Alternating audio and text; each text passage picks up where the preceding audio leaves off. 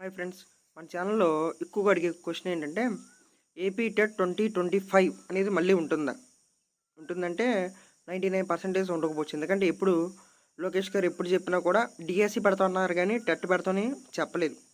So 99% TET ఉండకపోవచ్చు. DSC కన్ఫామ్గా ఉంటుంది. ఎప్పుడు ఉంటుంది?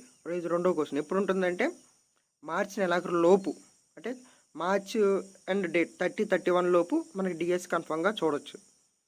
నెక్స్ట్ ఇంకోటి ఏంటంటే వేరే ఛానళ్ళు ఉంటారు.